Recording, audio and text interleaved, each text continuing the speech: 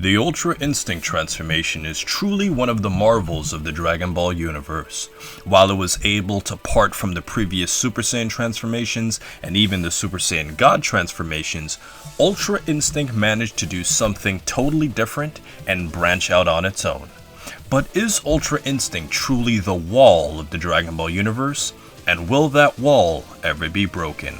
Well, it's time for us to analyze this today. Now, in order for us to begin this conversation, we must talk about Goku because, well, in fact, Goku is the only character that has truly been able to access the Ultra Instinct transformation outside of the gods and the angels. But now a bigger question has arisen.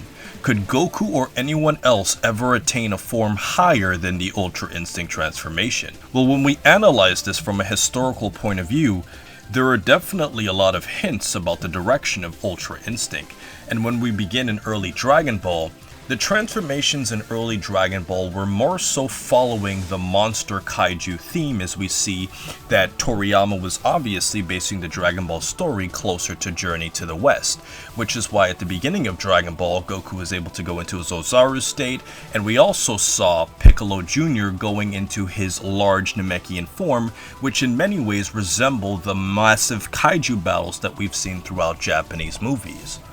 And this monster theme carried all throughout the Saiyan saga to the point where we saw Vegeta bringing the transformation with his Ozaru state. And while we've seen characters like Zarbon and Frieza also attain monster-like forms, the transformation theme truly changed right after the Namek arc, where Goku was able to go into his Super Saiyan transformation. And then when we move on to Dragon Ball Super, that is when we enter the realm of the gods, where Goku was able to attain Super Saiyan God and even Super Saiyan Blue. And it is at this point during Goku's training with Whis that it was talked about that Goku could attain a form where his offense and his defense could maximize itself so effectively to a point where the body was able to move on its own. And while this was only talked about earlier in Dragon Ball Super, it actually became a thing during the Tournament of Power. And here is where we have the Ultra Instinct transformation. So as you can see, as Dragon Ball became more advanced, the transformations became more controlled and smaller in size. Super Saiyan was far more controlled than the Ozaru states, but still retained an aggressive Saiyan behavior and was far smaller than the Ozaru forms. Then when we move on to the Super Saiyan God forms, these forms were far less muscular in nature, and from a conceptual point of view, they were essentially the full power Super Saiyan forms from the Cell games that Goku and Gohan used, albeit with God Ki.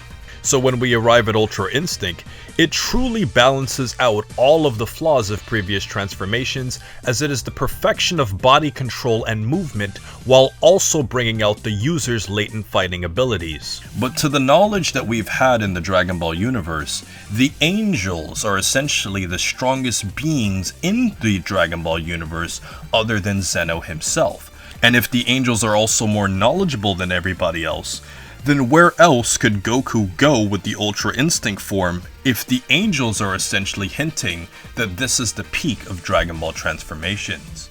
Adding more to our conversation, if Beerus himself hasn't fully grasped the Ultra Instinct state, then that's saying that this is a form beyond the gods. And if this is a form beyond the gods, then there really is no much more that Goku could really do.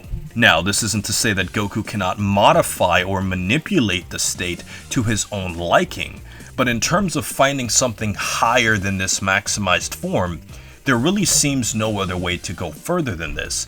All Goku could truly do is maximize his strength and perfect his body's usage of moving his body offensively and defensively. And as far as Zeno's concerned, there really is no actual way to surpass Zeno in power because Zeno's not a fighter, he just erases. So he's totally off of our conversation. But another hint in today's video is why the Ultra Instinct is so exclusive towards Goku. Dragon Ball has followed a history of monkey see, monkey do, where once somebody learns a transformation, then other characters with similar physiologies obviously adapt that form and move into it just like Goku or somebody else did. Goku learned Super Saiyan, then Vegeta learned Super Saiyan. Gohan learned Super Saiyan 2, then everybody else learned Super Saiyan 2. Goku learned Super Saiyan 3, Gotenks learned Super Saiyan 3. And even in Dragon Ball GT, we've also seen this with the Super Saiyan 4 transformation. But when we take a look at the instant transmission, no major hero other than Goku has ever learned it throughout the franchise. While side characters might have it, and villains like Cell and Kid Buu might have a form of this ability, there's a reason why other Dragon Ball heroes don't have it, because it has to be something that is specifically exclusive to Goku, so that Goku can always be relied upon to use this technique in specific situations. This is why in Dragon Ball Super, where we see in the Moro arc, that it's not that big of a deal at this point if Vegeta attains a form similar to the instant transmission, because at this point in Dragon Ball history, it doesn't make a huge difference. However, for Ultra Instinct, we can see that the show is making it very exclusive to Goku for a reason, because they don't want anybody else to attain it, therefore hinting that this is a form that only Goku will be able to use, because if other characters use it, then it's no longer Ultra Instinct. And the best example to illustrate this would be the Dragon Ball Super Broly movie.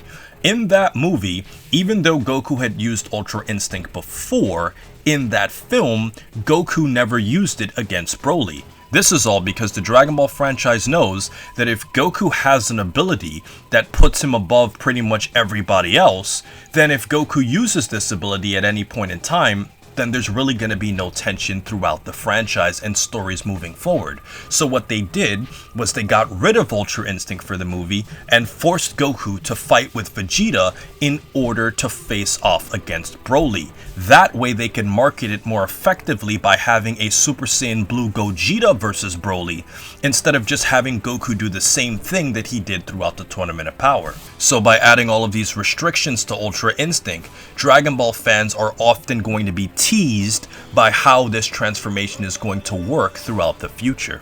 This now takes us to the Dragon Ball Super manga, where we have Goku using Ultra Instinct versus Moro. As Goku illustrated in this fight against Saganbo, he didn't straight up go to Ultra Instinct against him because he's trying to conserve his energy. That shows us that all of these restrictions are essentially making Goku weaker in the future, so that this form is not overused, making this transformation a secret weapon whenever Goku needs it at the last moment. And while many Dragon Ball fans might be irritated with Dragon Ball constantly teasing us with Ultra Instinct, it's really because this franchise has kind of fallen into a little bit of a hole. And this is based on the fact that it's simply hard to find another transformation that is more perfect than Ultra Instinct. But imagine this. Other than the gods and Goku, what characters are most likely to learn Ultra Instinct? Well, for starters, the first person that probably comes to mind is Vegeta, because he is the second most important character in the show. He still constantly trains with Goku, and most importantly, Vegeta always gets the leftovers of whatever Goku did first.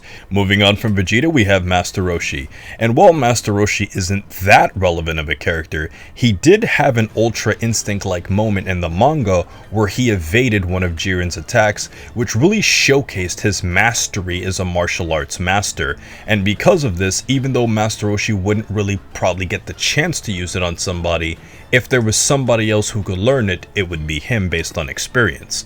Now next on our list is the character of Jiren. And when you factor in that Jiren has a relationship with a God of Destruction in Universe 11, coupled with the fact that if he would ever rematch with Goku, he would definitely have to upgrade his abilities, this would show that a character like Jiren is definitely capable of mastering and learning the Ultra Instinct state. And the final character we have is Toppo. Now, as we've seen throughout the Tournament of Power, Toppo is a God of Destruction in training, and because of this he has a lot of experience with God Ki, on top of also having a direct relationship with the God of Destruction Belmod. As a result of this, it's not impossible to see him doing this just like Jiren could. But who would you nominate for the most likely candidate to learn Ultra Instinct other than Goku? So ultimately guys, let's give ourselves a task in this video. If we are incorrect in this video about Ultra Instinct being the wall of Dragon Ball transformations, come back to this video in the future where Goku attains something higher than this and we can rediscuss this conversation. And make sure you vote in the YouTube cards to identify whether or not you agree or disagree that this is truly the wall, the ceiling, and the peak of how strong Dragon Ball characters can get to in the franchise.